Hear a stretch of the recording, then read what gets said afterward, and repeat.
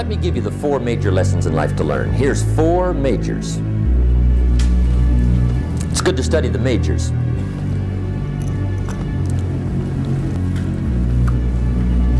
Now, let me give you 2 phrases before we get to the 4 majors. This will set it up and you'll see where I'm going. 2 key phrases for your notes. Here's the first one. Life and business is like the changing seasons. That's the first phrase. One of the best ways to describe life, it's like the seasons. Frank Sinatra sings, life is like the seasons. Now here's the second phrase. Very important. You cannot change the seasons, but you can change yourself. And see, that's how life gets better for you, not by chance, but by change. Now, here's the 4 major lessons in life to learn. I've got my first book finished, came out a couple of weeks ago. This is in it, the 4 major lessons in life to learn. Here they are. Number 1, learn how to handle the winters. That's lesson 1. They come right after falls, with regularity. Some are long and some are short and some are hard and some are easy, but they keep coming. And there's all kinds of winters, right? The winter when you can't figure it out. The winter when it all goes smash. The winter when it turns belly up. The winter when it won't work, when you've run out of money and you've got a broken heart. See, those are winter times. There's all kinds. Economic winters, social winters, personal winters, when your heart is smashed in 1,000 pieces and the nights are unusually long. Your prayers seem to go no higher than your head. It's wintertime. But see, the disappointments come. Those are normal. That's part of life. But the question is, how do you handle it? How do you handle the coming winters and the disappointments and the down times? Well, you can't get rid of January by tearing it off the calendar. But here's what you can do. You can get stronger, you can get wiser, and you can get better. The winters won't change, but you can. And that's how life changes for you. You must learn to handle the nights. They come right after days. You must learn to handle difficulty. It comes right after opportunity. You must learn to handle recessions. They always follow progressions for the last 6,000. See, it isn't going to change. The lesson you must learn is how to handle it. See, before I understood, when it was winter, I used to wish it was summer. I didn't understand. When it was hard, I used to wish it was easy. I didn't know. And then Mr. Schoaf gave me a part of his very unique philosophy when he said, "Don't wish it was easier, wish you were better." See, that triggered my whole life change. Don't wish for less problems, wish for more skills. Don't wish for less challenge, wish for more wisdom. That's the key. So that's lesson 1, learn how to handle the winters. Here's lesson 2, learn how to take advantage of the spring. That's the second one. Spring is called opportunity. And spring follows winter. What a great place for it. If you were going to put it somewhere, that'd be the place to put it, right after winter. And pray tell, how often does spring follow winter? Every year with regularity, 6,000. You can almost count on it. In fact, you have to get good at one of 2 things in life. Planting in the spring or begging in the fall. Or get somebody to do it for you. See, those are about the only alternatives.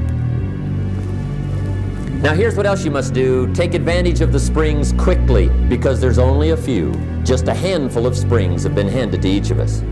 They don't come forever. Life is fairly brief. So you got to read every book you can get your hands on what to do with your springs while they're here. And take advantage, they soon run out. See, opportunity always comes. Days follow nights. Isn't that terrific?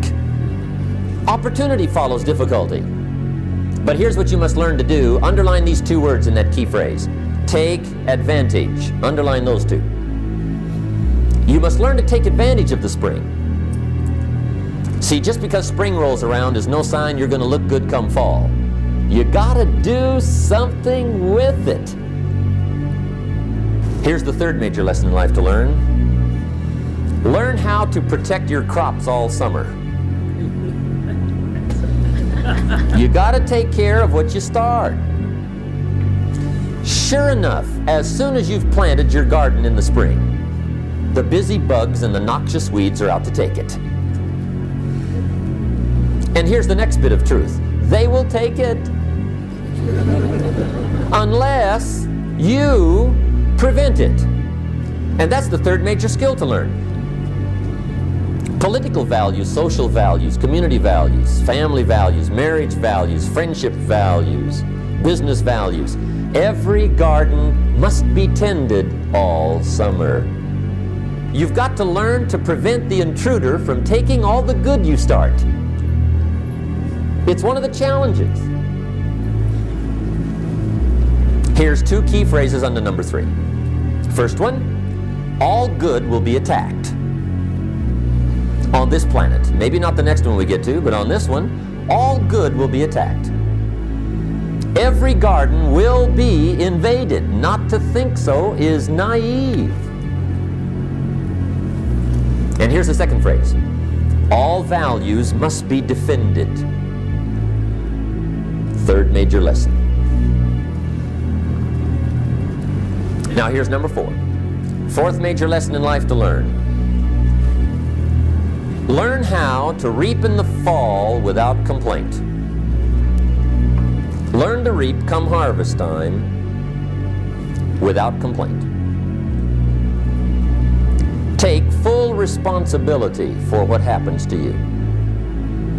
It's one of the highest forms of human maturity, accepting full responsibility. It's the day you know you've passed from childhood to adulthood, the day you accept full responsibility. And another note, learn to reap in the fall without apology. Without apology if you do well, and without complaint if you don't.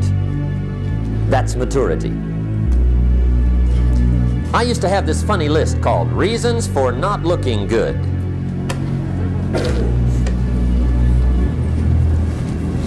I used to blame the government. I mean, you can believe that or not. It was at the top of my list. I had a lecture second to none. The government. That was on my list.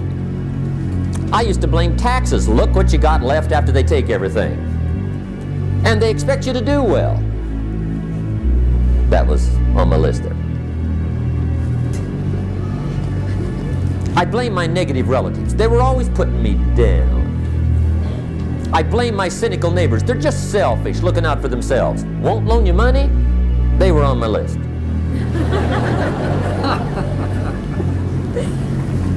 I used to blame the economy. I blamed the community.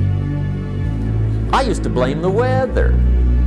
I blamed the traffic. I used to blame my car. I blamed the manufacturers. I used to blame the company. I blamed company policy. I used to blame the training program. That's a pretty good list for not doing well, isn't it? I thought it was good. I'll never forget one day. Mr. Schoaf was very kind, but he was also very blunt. And this was no exception. And I'm glad he was blunt. There's a lot of things I'd have missed if he hadn't have been blunt.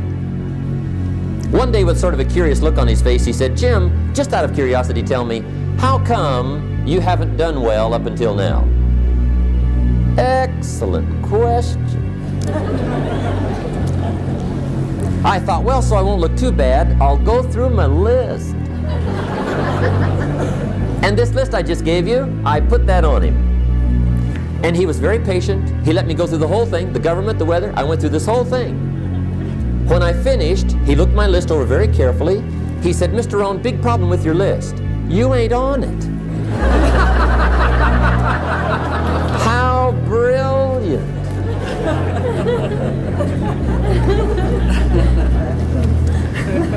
When I went to work for him a few months later, I learned very quickly to tear up my list, reasons for not doing well, and I threw it away. And I got me a fresh piece of paper. and I put one word on it. Me. See, I used to blame everything outside. And then let me give you a little philosophy that helped turn my life around. For your notes, here it is.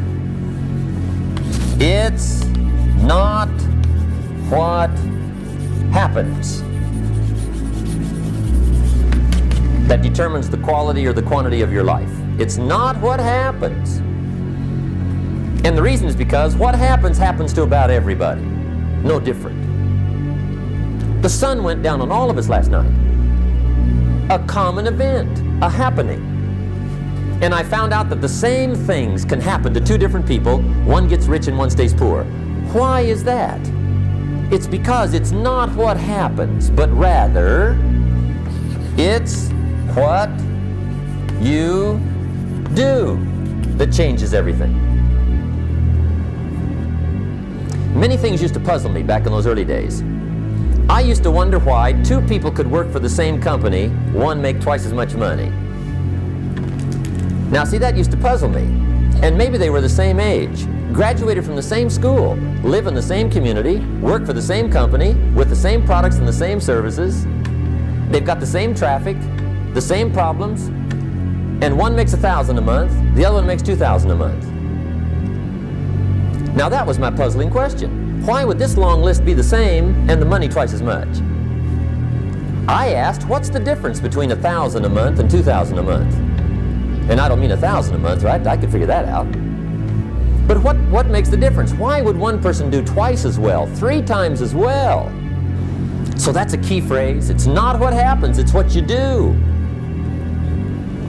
What happens is about the same. You might put that in parentheses here. Same. What people do, that's what's different.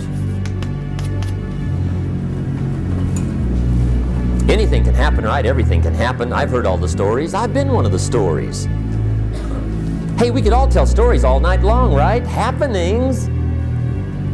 Anything can happen. Have you heard of Murphy's Laws? Anybody here heard of Murphy's Laws?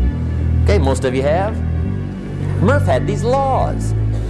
One of them was, if anything can go wrong, it will. That's one of Murphy's Laws. He was not one of the great positive speakers of the day. But anyway, it's still true though, right? Anything can go wrong, everything can go wrong. For sure. But see, those are the happenings, right? Everything can happen, anything can happen. But it's not the happenings, it's what you do about it. Somebody says, yeah, but you don't understand the disappointments I've had. Come on. Everybody's had their share. Disappointments are not special gifts reserved for the poor. Everybody has them. The difference is what you do about it. 2 men wake up one morning, there's a rainstorm on. One of them looks out his window, sees the rainstorm, and he says, wow, what a storm. With weather like this, they can't expect you to go out and make sales. He stays home. Same morning, the other guy looks out his window, sees the same storm, says, wow, what a storm. But he says, you know what, with weather like this, what a great day to go out and make sales. Most everybody will probably be home, especially the salesman.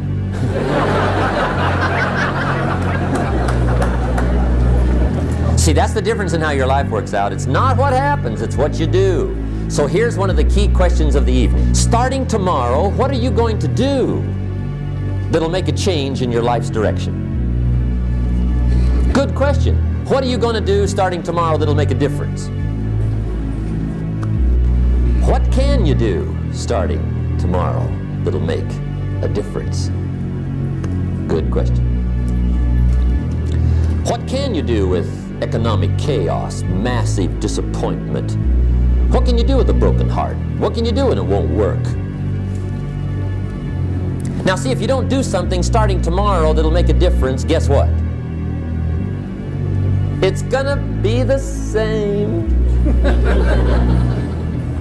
And see, that way you can guess what the next 5 years are gonna be like. Look at the last 5. Because the next 5 are going to be like the last 5 unless you, major key, tomorrow, change it all. Or change a little, or change something, or don't change. It's choice time. You can do whatever you want. But it's nice to know any day you wish you can change your whole life.